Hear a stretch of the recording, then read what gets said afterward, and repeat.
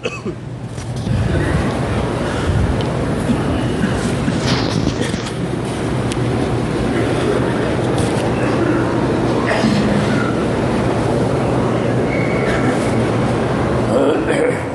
الدرس فی فضائل سیدنا ابی بکر الصدیق رضی اللہ عنہ فی الوعظ والارشاد۔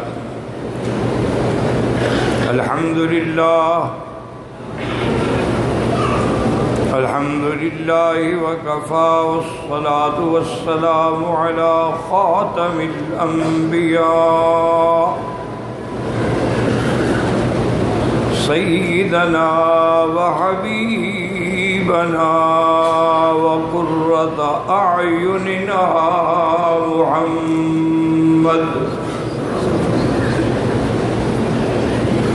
محمد المصطفى وعلى آله المجتبى وأصحابه النجبى۔ اللهم صل على سيدنا محمد النبي الأمي الهاشمي وعلى آله وأصحابه نجوم الهدى۔ أما بعد فقد قال الله تبارك وتعالى في القرآن المجيد والفرقان الحميد: أعوذ بالله من الشيطان الرجيم، بسم الله الرحمن الرحيم۔ إلا تنصروه فقد نصره الله إذ أخرجه الذين كفروا ثاني اثنين إذ هما في الغار إذ يقول لصاحبه لا تحزن إن الله معنا، وقال في مقام آخر بسم الله الرحمن الرحيم: وسيجنبها الأتقى الذي يؤتي ماله يتزكى۔ قال النبي صلى الله عليه وسلم: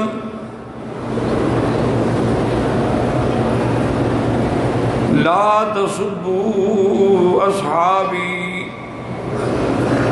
فلو أن أحدكم أنفق مثل أحد ذهبا ما بلغ مد أحدهم ولا نصيفه، أو كما قال النبي صلى الله عليه وسلم: صدق الله العلي العظيم وصدق رسوله النبي الكريم، ونحن على ذلك لمن الشاهدين ومن الشاكرين، والحمد لله رب العالمين۔ رب اشرح لي صدري ويسر لي أمري واحلل عقدة من لساني يفقهوا قولي، رب زدني علما۔ سبحانك لا علم لنا إلا ما علمتنا إنك أنت العليم الحكيم۔ برادران اسلام، واجب الاحترام بزرگوں، دوستوں، بھائیوں، عزیز نوجوانوں، اللہ تبارک و تعالیٰ کے کلام مقدس میں سے چند آیات مبارکہ اور آقا انعامدار حبیب کبریاء سیدنا محمد مصطفیٰ صلی اللہ علیہ وعلا آلہ واصحابہ وسلم تسلیما کثیرا کثیرا کہ فرامین مبارکہ میں سے ایک حدیث تلاوت کی ہے۔ دعا فرمائیں کہ اللہ تعالیٰ اس عاجز کو مال اہل صحت عافیت کاملہ عاجلہ دائمہ اور حق بات بیان کرنے کی توفیق عطا فرمائیں۔ آپ کو سننے سمجھنے کی، ہم سب کو حق پر چلنے کی توفیق عطا فرمائیں۔ پروردگار عالم تمام آنے والوں کی حج، زیارات، عبادات منظور و مقبول فرمائیں، اور اللہ تعالی بلد الحرمین اور مسلمانوں کی ہر جگہ جان، مال، آبرو، عزت کی حفاظت فرمائیں۔ میں نے الحمدللہ صاحب کا دروس میں توحید یعنی کلمہ شریف کا جز اول لا الہ الا اللہ اور رسالت محمد الرسول اللہ، الحمدللہ توحید کا بھی اور رسالت کا بھی بیان اللہ کی رحمت سے ہو گیا۔ اس کے بعد مسئلہ علم غیب اور حاضر نادر کے بارے میں بھی مختصر انداز میں نے معلومات عرض کر دی ہے۔ تو توحید رسالت کے بعد جو مقام ہے وہ صحابہ کا ہے، کیونکہ ایک روایت میں آتا ہے کہ اللہ تبارک و تعالی نے ان اللہ نظر فی قلوب العباد، اپنے بندوں کے دلوں پہ نظر ڈالی تو ساری مخلوق میں افضل اکمل دل جو تھا وہ حضرت محمد مصطفیٰ کا تھا۔ اللہ نے حضور کو بعثت اور رسالت کے لیے منتخب فرمایا۔ ثم نظر الی قلوب عباد، پھر اس کے بعد دوبارہ اللہ نے اپنے بندوں کے دلوں میں نظر ڈالی تو پھر حضور کے لیے صحابہ کو اللہ نے چن لیا۔ اسی طرح ایک روایت میں ہے کہ ان اللہ اختارنی، اللہ نے مجھے چن لیا، واختار لی اصحابی، پھر میرے صحابہ کو بھی میرے لیے چن لیا، فجعلہم اصحاری وانصاری، پھر ان میں سے کسی کو میرا رشتہ دار بنایا اور کسی کو میرا مددگار بنایا۔ اور اسی طریقے سے حضور صلی اللہ علیہ وسلم کے صحابہ جو ہیں اللہ کے قرآن میں نظر ڈالے تو ان کی تزکیہ، ان کی صلاح، ان کی تعریف، ان کی حقانیت پر جتنے الفاظ ہو سکتے تھے اس سے بھی زیادہ اللہ نے قرآن میں ذکر کیے۔ کسی جگہ فرمایا کہ اولئک هم المفلحون، کامیاب جماعت صحابہ ہیں۔ کسی جگہ اللہ نے فرمایا اولئک هم المؤمنون حقا، میرا مطلب میں گواہ ہوں کہ پکے مومن ہیں۔ اور کسی جگہ اللہ تبارک و تعالی نے ارشاد فرما دیا کہ لقد رضی اللہ عن المؤمنین، اللہ ان سے راضی ہو گیا۔ اور کسی جگہ فرمایا کہ رضی اللہ عنہم ورضوا عنہ، اللہ ان سے راضی ہو گیا اور یہ اللہ سے راضی ہو گیا۔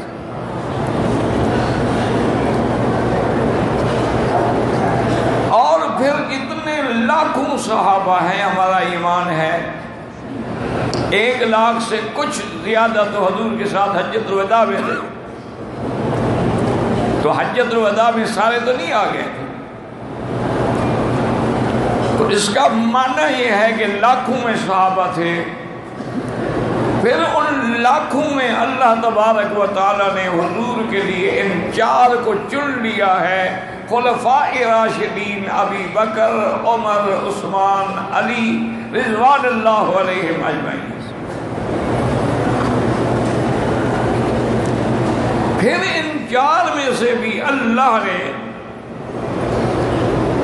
سیدنا ابی بکر صدیق رضی اللہ تعالی عنہ کو چن لیا۔ عقیدہ اہل سنت میں حضور کے بعد افضل خلق میں جو ہے وہ سیدنا ابی بکر ہے۔ اور یہ بھی یاد رکھ لو کہ آپ کا نام جو ہے وہ عبداللہ تھا، اور آپ کی کنیت جو ہے وہ ابی بکر تھی اور لقب جو ہے وہ صدیق تھا۔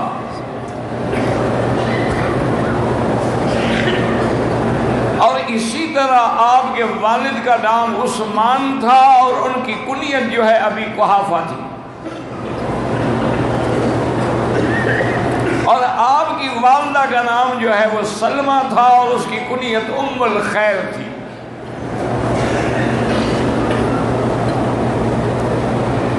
اور سیدنا ابی بکر رضی اللہ تعالی عنہ ان خوش نصیب لوگوں میں سے ہے کہ لم یسجد صنما قط، کہ آپ نے زمانہ کفر میں بھی کبھی بت کو سجدہ نہیں کیا۔ آپ نے زمانہ کفر میں بھی کبھی شراب نہیں پی، حالانکہ شراب اور زنا اور سود یہ تو اس وقت کے مشرکین مکہ میں یہ تو عام بات تھی اور یہ فخر کی بات سمجھی جاتی تھی۔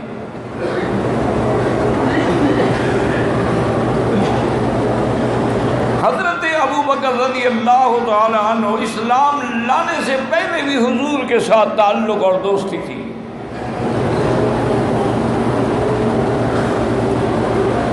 اور حضرت ابی بکر رضی اللہ تعالی عنہ ایک دفعہ یمن تشریف لے گئے،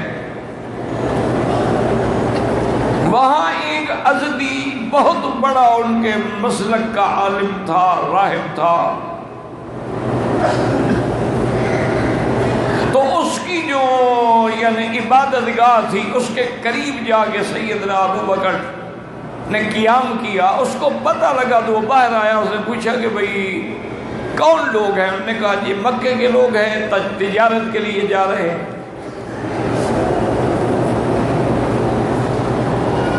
وہ آیا اور سب کو ملا اور اس کے بعد سیدنا ابو بکر کو علیحدہ لے گیا، تو اس نے کہا کہ تم مکہ کے رہنے والے ہو؟ اس نے کہا ہاں میں مکہ کے رہنے والا ہوں۔ اس نے کہا تمہاری کنیت کیا ہے؟ میں نے کہا ابی بکر میری کنیت ہے۔ اس وقت عبد العزیٰ نام تھا، تو بعد میں عبداللہ ہوا۔ اس نے کہا تم قریشی ہو؟ اس نے کہا ہاں میں قریشی۔ اس نے کہا کہ اگر بے ادبی نہ سمجھو تو اپنے پیٹ سے کپڑا اٹھاؤ۔ ایک نشانی ہے ہماری کتابوں کے اندر، وہ میں دیکھنا چاہتا ہوں کہ اس کی ناف کے اوپر ایک تل ہوگا، میں وہ دیکھنا چاہتا ہوں۔ اگر وہ ہے تو پھر آپ وہی ہیں جن کا ذکر ہماری کتابوں کے اندر موجود ہے۔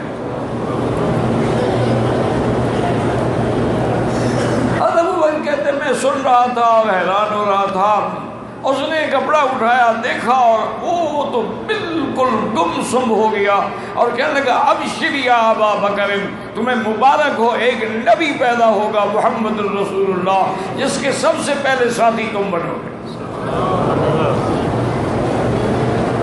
وہ فرماتے ہیں میں نے سن لیا لیکن میرے تو کوئی دماغ میں نہیں تھی نا یہ بات۔ تو ایک دن ابی قحافہ نے، ان کے والد نے، اور ابی بکر رضی اللہ عنہ مکے کے بڑے لوگوں میں تھے، تجار تھے، کپڑے کی تجارت تھی۔ ابی قحافہ نے، اس کے باپ نے بڑی سخت منت کی کہ ابو بکر یہ کیا ہے، تم میرے ساتھ نہیں جاتے ہو، نہ تم میرے خدا کو سلام کرتے ہو، نہ اس کے آگے جھکتے ہو، یہ تم نے کیا مذہب اختیار کیا ہوا ہے؟ حالانکہ اس وقت آپ اسلام نہیں لائے تھے اور حضور کی ابھی بعثت بھی نہیں ہوئی تھی۔ تو حضرت نے ابو بکر صدیق کے ابا نے مجبور کر کے ان کو لے آئے اپنے اس خاص عبادت کی جگہ پر جہاں انہوں نے اپنے بت رکھے ہوئے تھے۔ اللہ کی شان تھی کہ جتنے قبائل تھے نا، سب کے بت اپنے اپنے تھے۔ جب آدمی ایک خدا کو چھوڑے گا تو پھر لاکھوں کے آگے تو جھکے گا نا۔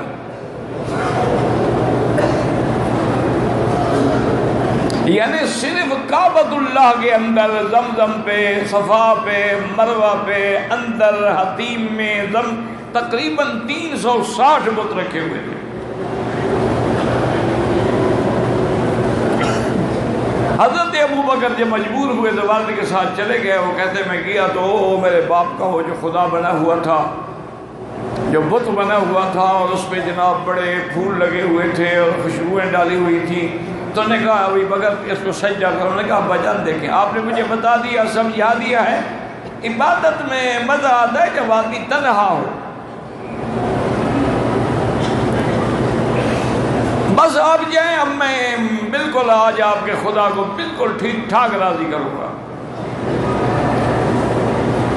تو ابھی قحافہ چلے گئے، کہتے ہیں میں نے دیکھا کہ جب بالکل دور ہو گئے، میں نے دروازہ اندر سے بند کیا اور بت کے سر پہ آگے کھڑا ہوا۔ میں نے کہا ابھی مجھے کھانا کھلاؤ، جو آپ بھوکا ہو تمہیں کہاں سے کھلائے گا؟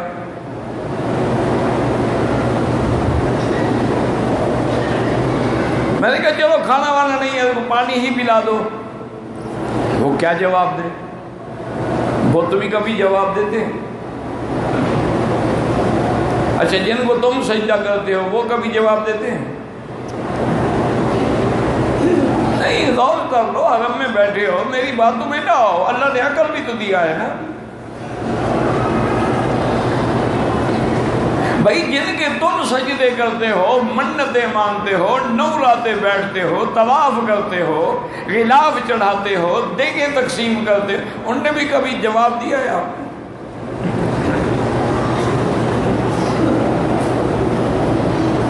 اب حضرت صدیق فرماتے ہیں کہ میں باہر گیا، باہر سے ایک بہت بڑا پتھر چن کے لایا اور آگے زور سے اس کے سر پہ مارا۔ کہا تم کھلاتے نہیں پلاتے نہیں، بھائی تمہارے ہونے کا کیا فائدہ ہے؟ اتنا زور سے مارا کہ وہ ٹکڑے ٹکڑے ہو گیا۔ وہ وہی پڑا رہا، میں نے دروازہ بند کیا، چپ کر کے چھپ گیا۔ کافی دیر کے بعد ابا جان آئے کہ دیکھیں ماشاءاللہ آج تو ابوبکر سجدہ کر رہا ہوگا، بیٹھا دعائیں مانگ رہا ہوگا۔ اندر آئے تو دیکھو تو خدا بھی ٹوٹ پھوٹ گیا۔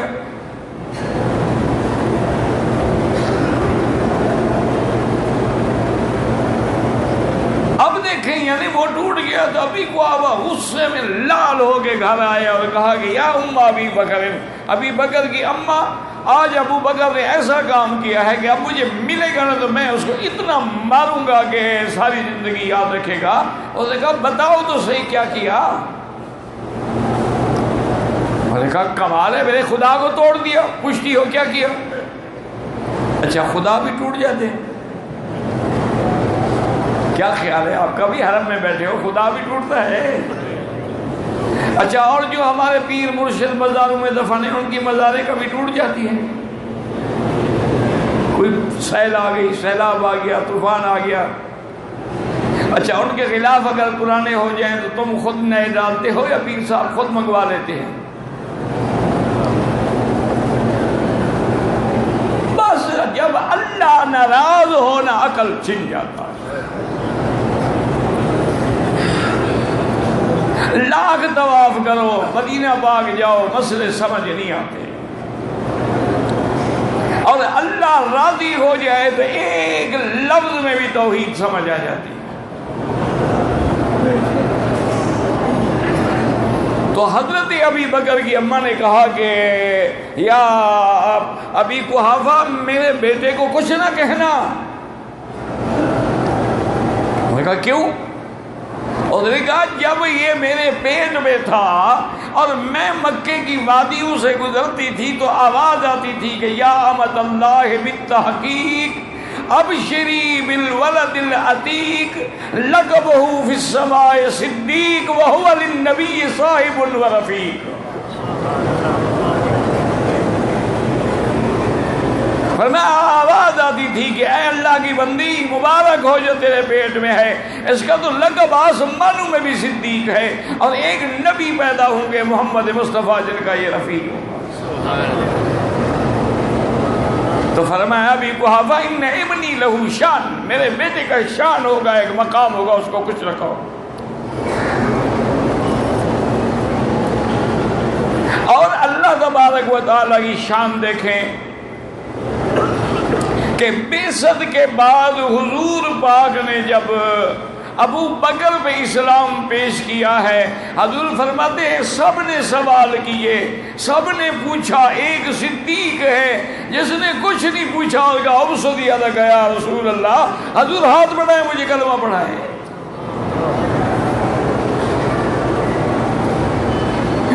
یہ شان بھی صرف حضرت ابو بکر کو ملا تھا۔ اور اسی طرح اندازہ کریں کہ ہجرت کی رات کا جو عظیم سفر ہے اس میں بھی سیدنا ابی بکر رضی اللہ تعالیٰ عنہ ساتھ ہیں، بلکہ علماء نے لکھا کہ ایک معراج کی رات ہے اور ایک ہجرت کی رات ہے۔ معراج کی رات جبریل آیا حضور کے دروازے پر، اور ہجرت کی رات محمد مصطفیٰ آیا صدیق کے دروازے پر۔ اور معراج میں تو جبریل نے سدرۃ المنتہا پہ حضور کو چھوڑ دیا، ابو بکر ہے جس نے نہ زندگی میں اور نہ موت میں کبھی حضور کو چھوڑا ہے۔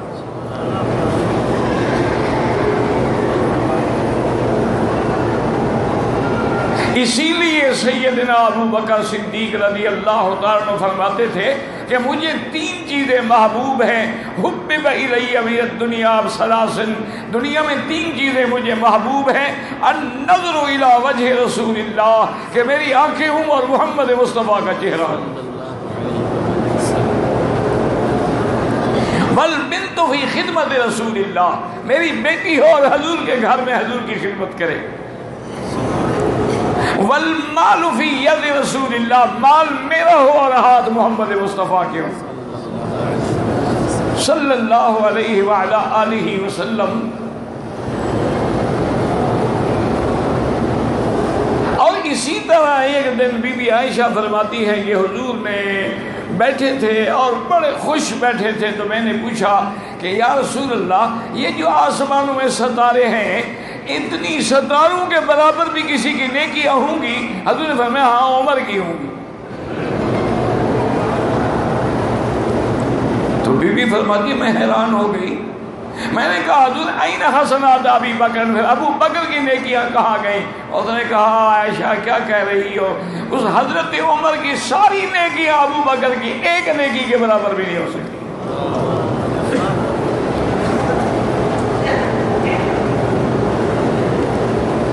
اور اسی طرح یاد رکھیں کہ معراج کی سب سے پہلے تصدیق کرنے والا ابو بکر ہے، حضور پہ مردوں میں سب سے پہلے ایمان لانے والا ابی بکر ہے۔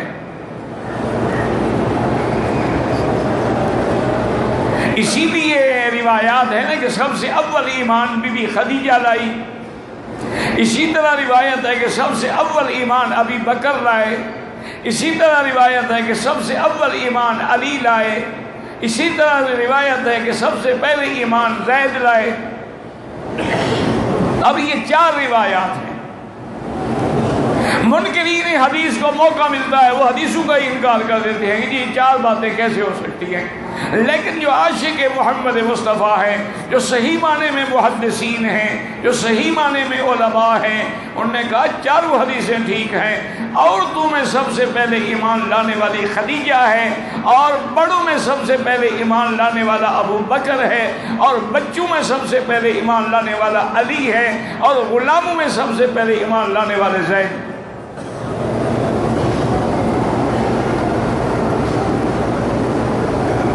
اور معراج کے بعد جب ابی جہل نے آ کے ابو بکر رضی اللہ تعالی عنہ کے سامنے یہ بات رکھی کہ ابو بکر تم نے سنا ہے ما قال صاحبوں کا، تمہارے دوست نے کیا کہا؟ ابو بکر نے فرمایا میں نے تو نہیں سنا، کیا کہا؟ انہوں نے کہا وہ کہتے ہیں کہ میں ایک رات میں مسجد الحرام سے مسجد الاقصی گیا، پھر میں آسمانوں پہ گیا، سدرۃ المنتہا پہ گیا، اس کے آگے عرش کے نیچے گیا، پھر واپس آ گیا اور رات بھی ختم نہیں ہوئی۔ بھلا یہ بات بھی آدمی مان سکتا ہے، کوئی عقل مانتی ہے؟ حضرت ابی بکر رضی اللہ تعالیٰ عنہ نے صرف ایک لفظ پوچھا، انہوں نے کہا ابو جہل بات سنو، جو کہہ رہے ہو یہ بات حضور نے فرمایا؟ انہوں نے کہا فرمایا تو صدق رسول اللہ۔ اسی لیے مفسرین لکھتے ہیں کہ والذی جاء بالصدق وصدق بہ، وہ فرماتے ہیں جاء بالصدق سے مراد حضرت محمد مصطفیٰ ہے، وصدق بہ سے مراد حضرت ابو بکر ہے رضی اللہ تعالیٰ۔ اور یہ سیدنا ابی بکر ہے جس نے غلاموں کو خرید کر کے عذاب سے چھڑایا، حضرت بلال کو خرید کر کے محمد مدنی کا غلام بنایا، حضرت صدیق اپنے گھر میں ہیں، حضور تشریف لائے، بی بی اسماء اور بی بی عائشہ بھی گھر میں ہیں۔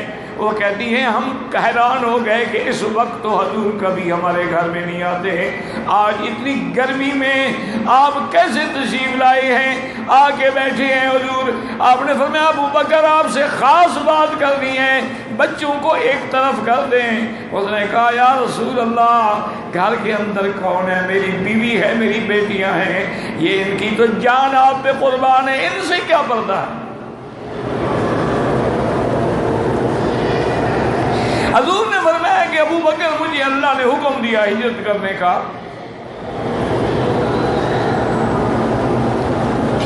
میں اسی لیے آیا ہوں آپ سے مشورہ لینے کے لیے، اور ساتھ اللہ نے مجھے یہ بھی حکم دیا ہے کہ ابو بکر کو اپنے ساتھ لے کے جاؤ۔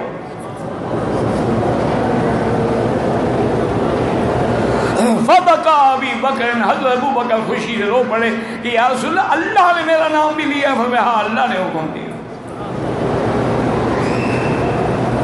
تو حضرت صدیق نے عرض کیا کہ یا رسول اللہ میں نے تو 6 مہینے ہو گئے ہیں، 2 اونٹنیاں پالی ہوئی ہیں، ان کو تیار کیا ہوا ہے، میں نے خواب دیکھا تھا کہ آپ ہجرت کریں گے اور میں ساتھ ہوں گا آپ کے۔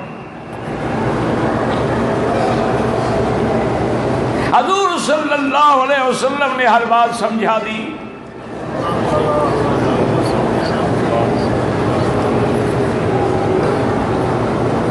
اور پروگرام کے مطابق سیدنا ابی بکر رضی اللہ تعالیٰ عنہ حضور پاک تشریف لے گئے۔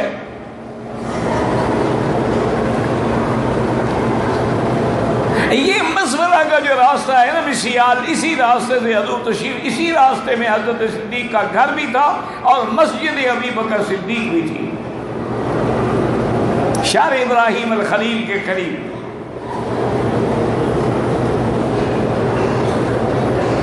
اور حضور نے فرمایا کہ ابو بکر یہ مکے والے جو ہیں نا یہ سردار لوگ ہیں، ان کے بڑے مال مویشی ہوتے ہیں، یہ پاؤں کے نشان بڑے سمجھنے والے ہیں، اس لیے پنجوں پر چلو تاکہ یہ ہمارے پاؤں کے نشان نہ سمجھ سکیں۔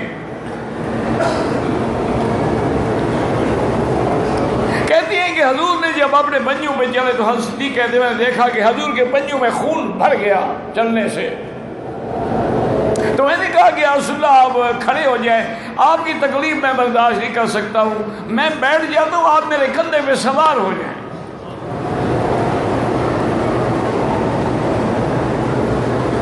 اسی لیے جب سیدنا علی رضی اللہ عنہ سے پوچھا گیا کہ سب سے بہادر کون ہے، من اشجع الناس، فرمایا ابو بکر۔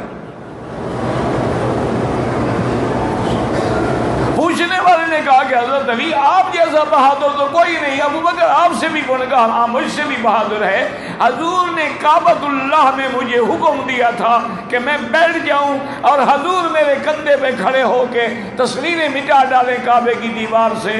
جب حضور نے پہلا قدم رکھا تو میں نے کہا قتل یا رسول اللہ، حضور میں نہیں برداشت کر سکتا۔ حضور نے فرمایا اچھا علی ایسا کرو میں بیٹھ جاتا ہوں، تم میرے کندھے پہ کھڑے ہو۔ انہوں نے کہا میں ایک قدم کا برداشت نہ کر سکا، بہادر تو وہ ہے نا جس نے حضور کو بٹھایا اور جبل ثور کی چوٹی پہ چڑھ گیا۔ آج بھی آپ جبل ثور پہ جا کے دیکھیں کتنی چڑھائی ہے، کتنا اونچائی ہے، کتنی، اور اس وقت تو اور مشکل راستے تھے۔ اور ایک بات ہے، یہ مسئلہ نہیں ہے، لیکن پرانے عرب کے لوگ جو ہیں، پرانے مکے مدینے کے لوگ جو ہیں، وہ یہ بات اپنے تجربے کی بنا پہ کہتے ہیں۔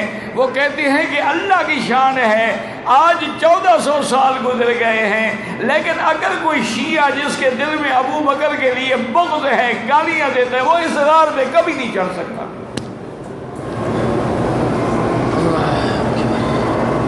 یہ ان کا ایک تجربہ ہے، کوئی مسئلہ نہیں۔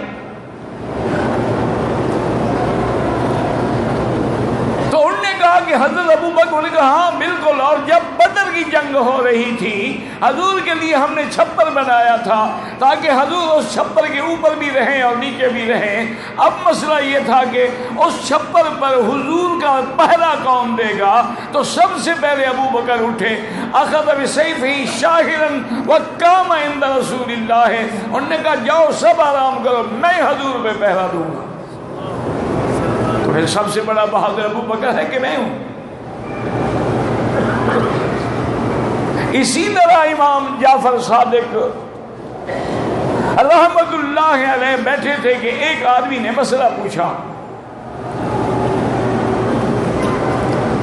اس نے مسئلہ پوچھا کہ حضرت کیا تلوار کا جو دستانہ ہوتا ہے جہاں سے تلوار کو پکڑتے ہیں وہ سونے چاندی کا بنایا جا سکتا ہے؟ کیونکہ سونا پہننا جو ہے مرد کے لیے حرام ہے، لیکن اگر تلوار کے اس دستے پہ لگایا جائے، سونا یا چاندی کا کام کرایا جائے، وہ جائز ہے؟ آپ نے فرمایا کہ ہاں جائز ہے، اور دلیل میں یہ فرمایا کہ میں نے ایک تلوار حضرت صدیق کی دیکھی تھی جو محلہ تھی ذہب کے ساتھ، اس کے ہاتھ پکڑنے والی جگہ جو ہے اس میں سونے کا کام ہوا تھا۔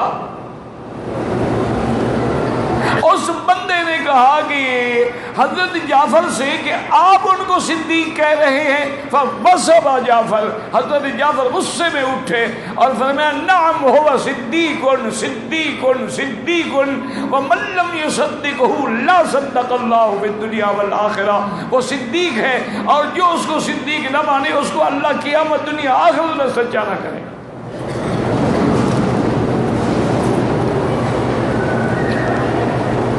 اور حضرت سیدنا ابی بکر حضور کو لے کے جب غار ثور پہ پہنچے ہیں، مسلمانوں غور کرو، مکے میں اکٹھے ہونا الگ بات ہے، طواف میں اکٹھے ہونا الگ بات ہے، مینا میں اکٹھے ہونا الگ بات ہے، عرفات میں اکٹھے ہونا الگ بات ہے، لیکن غار میں تو اور کوئی ہے ہی نہیں، نہ یہ حضور ہے یا ابو بکر ہے۔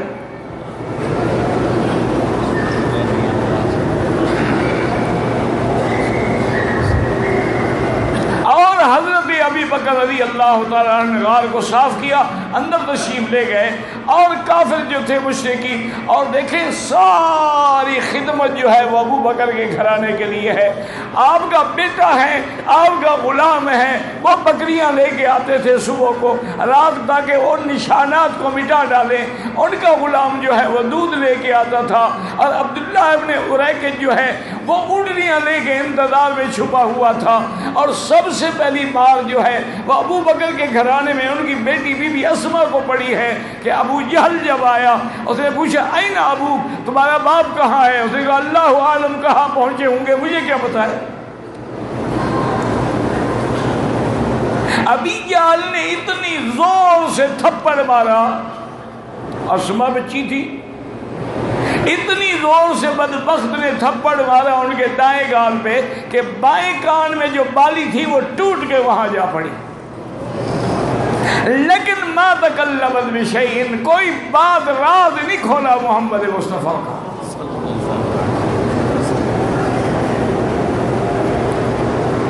حضرت صدیق رضی اللہ تعالیٰ عنہ بیٹھے ہیں غار میں، بلکہ ایک روایت میں ہے کہ آپ ایسے آلتی پالتی مار کے بیٹھ گئے اور حضور کی گود میں ابو بکر کی گود میں حضور نے سر رکھ لیا اور سو گئے۔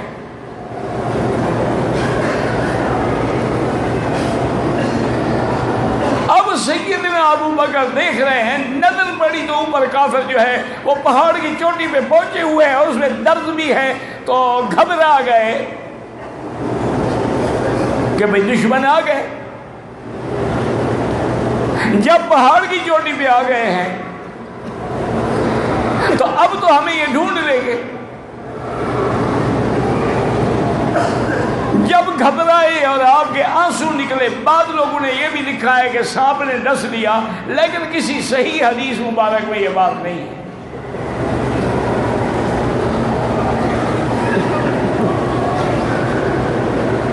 کتابوں میں ہے، تاریخوں میں ہے، آثار وغیرہ میں بات ملتی ہے کہ ایک سانپ نے ڈس لیا، لیکن کسی صحیح حدیث مبارک میں نہیں ملتا۔ اور ہو بھی تو کوئی بڑی بات نہیں، غاروں میں سانپ ہوتے ہیں۔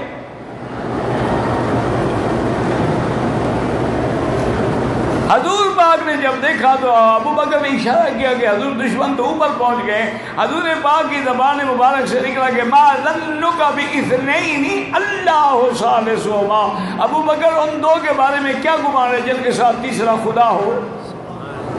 تو ہر جگہ حاضر ناظر کون ہوتا ہے؟ لیکن معیت علمی کے ساتھ، معیت نصرت کے ساتھ اللہ نے قرآن نازل کیا، اِلَّا تَنْصُرُوهُ فَقَدْ نَصَرَهُ اللَّهُ إِذْ أَخْرَجَهُ الَّذِينَ كَفَرُوا ثَانِيَ اثْنَيْنِ إِذْ هُمَا فِي الْغَارِ إِذْ يَقُولُ لِصَاحِبِهِ لَا تَحْزَنْ إِنَّ اللَّهَ مَعَنَا۔ اللہ نے قرآن نازل کیا کہ جب وہ دونوں غار میں تھے، اور اللہ نے یہ نہیں فرمایا کہ اثنین، اللہ نے فرمایا ثانی اثنین، یعنی حضرت صدیق پہ نبوت کا ایسا رنگ چڑھ گیا ہے کہ اب وہ دو میں سے دوسرا بن گیا ہے۔ اِذْ يَقُولُ لِصَاحِبِهِ لَا تَحْزَنْ إِنَّ اللَّهَ مَعَنَا۔ جب حضور فرما رہے ہیں ابو بکر غم نہ کر، یاد رکھو دشمن دشمن ہوتا ہے۔ شیعہ نے یہاں بھی ایک مسئلہ ڈھونڈ نکالا ہے، وہ کہتے ہیں صدیق نے رونا شروع کر دیا اور رونے کے اعتبار سے شور مچانا شروع کر دیا تاکہ دشمنوں کو پتہ چل جائے اور ہمیں آ کے پکڑ لیں۔ حاجی اور اللہ تمہیں صحیح حج نصیب فرمائے۔ ایمان سے کہیں کہ 1400 سال پہلے کافروں نے ابو بکر کا شور نہیں سنا، 1400 سال کے بعد اس ذاکر نے کہاں سے سن لیا؟ بھئی اگر انہوں نے سنا ہوتا تو پکڑ لیتے نا، تو انہوں نے تو نہیں سنا، اس نے کہاں سے سن لیا کہ ابو بکر شور بچا رہے تھے؟ اور اللہ علام الغیوب ہے، وہ جانتے تھے کہ ابو بکر پہ ایسے اعتراض ہوں گے، لیکن قرآن میں اللہ نے پہلے صفائی دے دی۔ قرآن کو سمجھو، اِذْ يَقُولُ لِصَاحِبِهِ لَا تَحْزَنْ، اللہ نے قرآن میں لفظ کیا ہے؟ لا۔ یاد رکھو اللہ نے یہ نہیں فرمایا کہ لا تخف، دو لفظ ہوتے ہیں، لا تخف خوف اور حزن، خوف اپنا ہوتا ہے، حزن دوسرے کا ہوتا ہے۔ یہ ہمیشہ قاعدہ ہے۔ موسیٰ علیہ السلام نے جب عصا پھینکا سام بن گیا تو اللہ کیا کہتے لا تخف، اس وقت موسیٰ کو اپنا خوف تھا کہ کہیں سام ڈس نہ لے۔ جب موسیٰ علیہ السلام اور ہارون جا رہے اللہ فرمایا لا تخافا، تم دونوں مت ڈرو۔ یہاں اللہ نے خوف نہیں کہا۔ اسی طرح دیکھیں موسیٰ علیہ السلام جب پیدا ہوئے اللہ تبارک و تعالیٰ نے القاء کیا ان کی والدہ کو کہ ایسا کرو کہ نرضعیہ فاذا خفتی علیہ فالقیہ فی الیم ولا تخافی ولا تحزنی، تم اپنا خوف بھی نہ کرنا اور موسیٰ کا غم بھی نہ کرنا، میں حفاظت کروں گا۔ یاد رکھو قرآن میں وہاں دو لفظ ہیں لا تخافی ولا تحزنی، اور آگے وعدہ بھی ہے انا رادوہ الیک، ہم موسیٰ علیہ السلام کو واپس تیری گود میں لائیں گے، وجاعلوہ من المرسلین، اور ہم اس کو اللہ کا پیغمبر رسول بھی بنائیں گے۔ تو یہاں پر اللہ نے کیا فرمایا ہے اذ یقول لصاحبہ لا تحزن، معلوم ہوا کہ ابو بکر کو حضور کا غم تھا، اپنا نہ ڈر تھا نہ غم تھا، ان کو تو حضور کا فکر تھا۔ تو اس لیے یاد رکھیں کہ یہ اتنا بڑا مقام ہوتا ہے کہ کوئی سمجھنے والا ہو۔ اس لیے حضرت عمر رضی اللہ تعالی عنہ جیسا آدمی کہتا تھا کہ اگر ابو بکر مجھے ایک غار والی رات دے دیں اور ایک تلوار والی رات دے دیں، میں ساری نیکیاں دینے کے لیے تیار ہوں۔ کیوں؟ یہ قرب کس کو مل سکتا ہے؟ اور حضور صلی اللہ علیہ وسلم کے سفر میں بھی ابو بکر ساتھ ہیں، ہجرت میں بھی ساتھ ہیں، مدینے میں بھی ساتھ ہیں، اور یہ مقام بھی حضرت ابو بکر کو ملا ہے کہ جب حضور بیمار ہیں، آخری بیماری ہے اور آپ کی وفات کے دن قریب آ رہے ہیں، حضور پاک نے پوچھا کہ مسجد میں نماز ہو گئی ہے، صلی الناس، لوگوں نے نماز پڑھ لی؟ انہوں نے کہا نہیں حضور آپ کی انتظار میں ہیں۔ حضور پھر بے ہوش ہو جاتے تھے، پھر ٹھنڈے پانی کی مشکیدہ ڈالا جاتا تھا، پھر حضور درائی فاقے میں آتے، پہلی بات یہی پوچھتے صلی الناس، لوگوں نے نماز پڑھ لی؟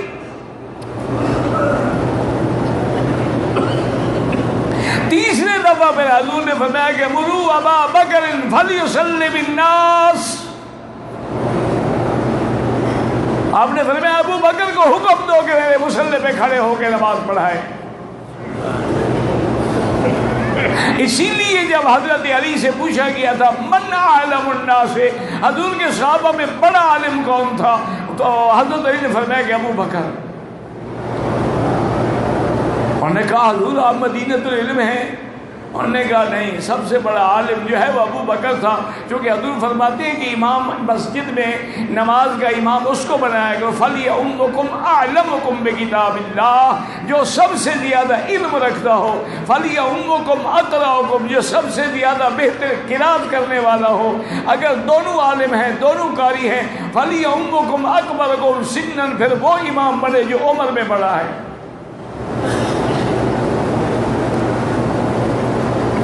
تو حضرت علی نے فرمایا خدا کے بندے کیا پوچھ رہے ہو؟ جب حضور نے مصلی پہ کھڑے ہونے کا حکم کس کو دیا تھا کہ مرو ابا بکر، اگر آپ سے بڑا عالم کوئی اور ہوتا تو اس کو نہ حکم دیتے؟ تو یہ مقام کہ حضور کے مصلی پہ کھڑے ہوں۔ اچھا کئی جماعتیں تھیں، ایک نماز میں تو حضور آئے نا اپنے حجرے سے، ابو بکر کو احساس ہو گیا کہ حضور آ رہے ہیں، حضرت فضل اور حضرت عباس کے کندھے پہ حضور نے ہاتھ رکھا ہوا تھا، تو حضرت ابو بکر ہٹنے لگے، حضور نے فرمایا الا رسلکا الا رسلکا، ابو بکر یہاں کھڑے ہو کھڑے رہو، لیکن ابو بکر پیچھے ہو گئے، حضور آگے آگے بیٹھ گئے۔ تو اب کیفیت یہ تھی کہ ابو بکر کا امام محمد مصطفیٰ تھا اور امت کا امام ابو بکر تھا۔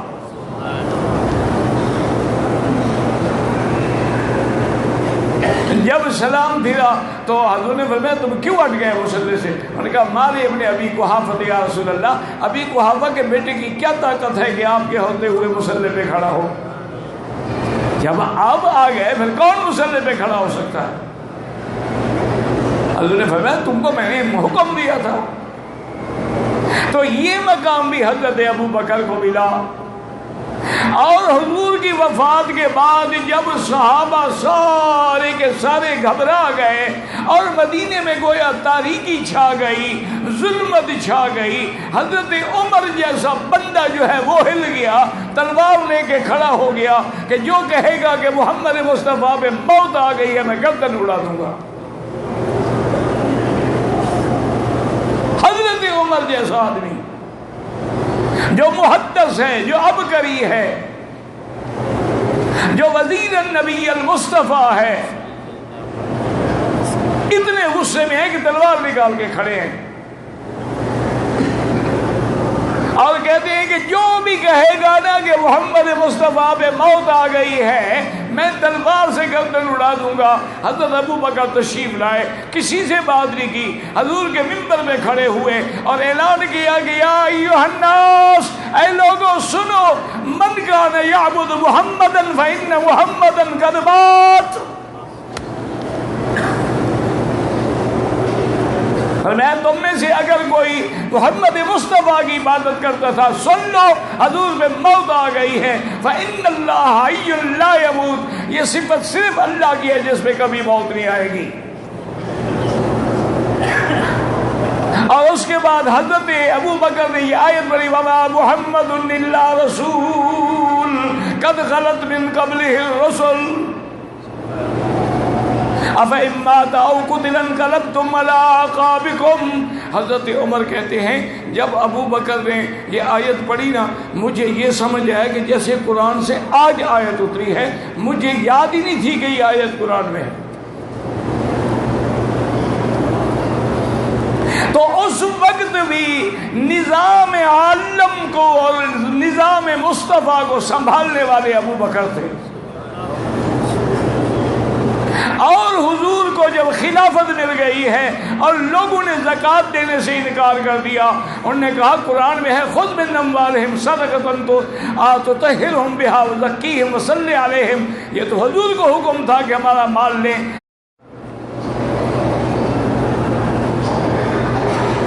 حضرت ابو بکر نے خطبہ دیا اور فرمایا کہ لوگوں سن لو، جس نے بھی زکوٰۃ کا انکار کیا ابو بکر اس سے جنگ کرے گا، قتال کرے گا۔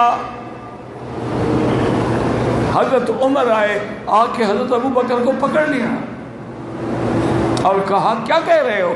ہم تو قاتل اہل القبلۃ، ان لوگوں سے جنگ کرے گا جو قبلے کی طرف نماز پڑھتے ہیں، کلمہ پڑھتے ہیں، حضور کو نبی مانتے ہیں، ان سے تم لڑو گے؟